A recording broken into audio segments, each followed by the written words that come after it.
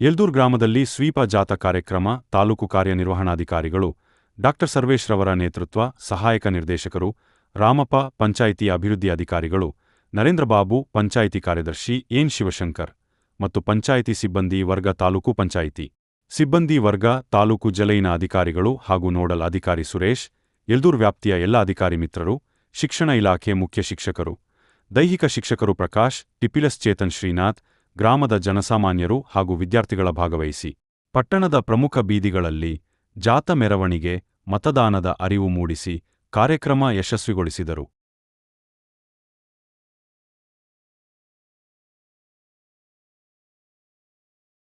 ಬೆಂಗಳೂರಲ್ಲಿದ್ದಾರೆ, ಕೆಲವರು ಮಾತ್ರ ನಾವು ಇದ್ದೀವಿ ಅಂತ.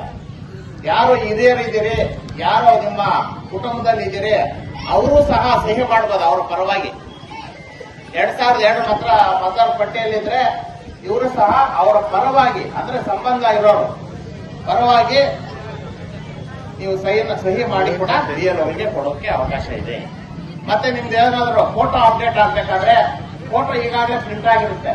ಯಾವ್ದೋ ಹಳೇದು ಫೋಟೋ ಇತ್ತು, ಹೊಸ ಫೋಟೋ ಅಪ್ಡೇಟ್ ಆಗ್ಬೇಕಂದ್ರೆ ತಾವು ಅಲ್ಲಿ ಅಪ್ಡೇಟ್ ಮಾಡ್ಕೋಬಹುದು. ಹೊಸ ಫೋಟೋನ ಕೊಟ್ರೆ ಅದನ್ನ ಅಪ್ಡೇಟ್ ಮಾಡ್ತಾರೆ ನೆಕ್ಸ್ಟ್ ಚುನಾವಣೆಗೆ. ಅದರಿಂದ ತಾವೆಲ್ಲರೂ ಸಹ ಈ ಒಂದು ಜಾಥಾದಲ್ಲಿ ಭಾಗವಹಿಸಿ ಮತ್ತಷ್ಟು ಏನು ಅರ್ಹ 18 ವರ್ಷ ವಯಸ್ಸು ತುಂಬಿದ ಎಲ್ಲ ಮತ ಬಾಂಧವರು ಈ ಮತದಾರರ ಪಟ್ಟಿಗೆ ಸೇರ್ಪಡೆ ಆಗಬೇಕು.